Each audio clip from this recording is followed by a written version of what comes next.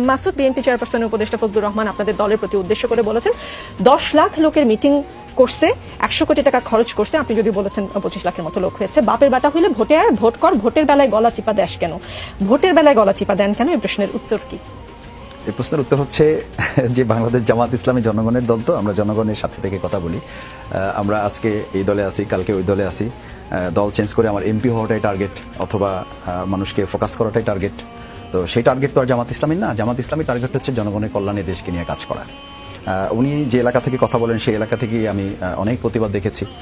সেই প্রতিবাদগুলো আমার মনে হয় যে একটা ঘৃণ্য জায়গা থেকে প্রতিবাদ এটি মানে দেখেন আমরা এই হারুন ভাই একটু আগে শিষ্টাচারের কথা বলেছেন তো এটা আয় ভোটে আয় এটা তো আমরা আমাদের ছোট বাচ্চা যারা তাদের সাথে কিন্তু আমরা এই ভাষা ব্যবহার করি না আমরা বলি আসো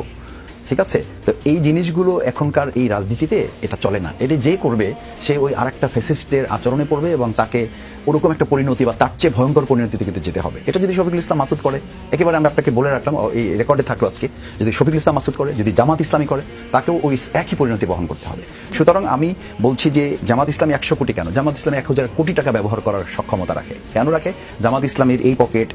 এই দুই পকেট পিছনের পকেট এটা আমাদের জামাত ইসলামীর কাছে বন্ধক দেওয়া জামাত ইসলামীর কাছে না জামাত ইসলামী আমরা ইসলামী আন্দোলন করি ইসলামের জন্য কাজ করি আমাদের সবকিছু আমাদের বলা আছে যে আমাদের সবকিছু দেশের জন্য যা কিছু করতে হবে আমরা করবো আপনি দেখেছেন যে আমাদের এখানে আমি আমার বাউফলের কথা বলি আমার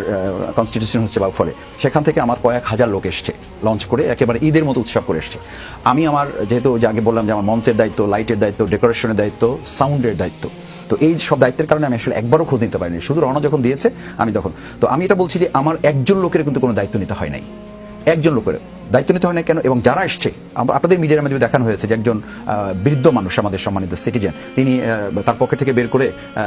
খাচ্ছেন চিরা আর কলা আর খাচ্ছেন গুঁড়া দুধ দিয়ে মিশিয়ে খাচ্ছেন তো একজন জার্নালিস্ট তাকে জিজ্ঞেস করছেন যে এই খাবার কি জামাত দিয়েছে আপনাকে বলছে যে এটা আমার বউ দিয়েছে আমাকে তো বলছে যে আপনি এখানে আসছেন জামাত আপনাকে কোনো সরবরাহ করে নাই বলছে যে না আমি জামাতের উপর নির্ভর করে এই প্রোগ্রামে আসি নাই কারণ আমি জামাত করি না আমি আসছি জামাত ইসলামীকে এই কাজগুলো পছন্দ করি যারা দাবি দিয়েছে সেই দাবির সামনে একাত্মতা ঘোষণা করেছি আমরা আপনি জানেন যে আমাদের এই গত রাত থেকে প্রোগ্রামের আগের দিন রাত থেকে আমাদের পুরো সোহরাওয়ার্দী উদ্যান আমি যেহেতু মাঠে ছিলাম পুরো সোহরাওয়ার্দী উদ্যানটা বুকিং হয়ে গেছে সেখানে আমরা শুধুমাত্র পানি দেওয়া ছাড়া এই পানিটাও কোনো ব্যক্তি তারা পাঠিয়েছেন এবং বলেছেন যে আমার নাম বলবেন না আমার কথা বলার দরকার নাই কয়েক হাজার না লক্ষ বোতল পাঠিয়েছেন এবং আমাদের হাতে এখনো প্রায় লক্ষাধিক বোতল আমাদের কাছে সংরক্ষিত আছে জামাত ইসলামীর এই দেশপ্রেমের চেতনাটাকে দেশের মানুষ যদি আপনাকে ওন করে আপনি টাকার জন্য কোথাও হেরে যাবেন না জামাত ইসলাম হেরে যাচ্ছে না সুতরাং যে কেউ যদি মনে করে জামাত ইসলামী কোথায় টাকা পাবে এটা আমরা বহুবার বলেছি আমি বলেছি ছাত্র শিবিরে থাকতে বলেছি যে বাংলাদেশ ব্যাংক একসময় দেউলিয়া হয়ে যেতে পারে বাট বাংলাদেশ জামাত ইসলামীর অর্থনৈতিক এই সেক্টরটা আমাদের শুধু ইসলামী ব্যাংক থেকে আমাদেরকে কোনো রকম অন্যায়ভাবে বের করে দিলে আমাদের অমুক হাসপাতাল থেকে বের করে দিলে জামাত ইসলামের ফাইন্যান্সিয়াল সেক্টরটা স্টপ হয়ে যাবে এটা নির্বুদ্ধিতা ছাড়া কিছু নয় কারণ জামাত ইসলামের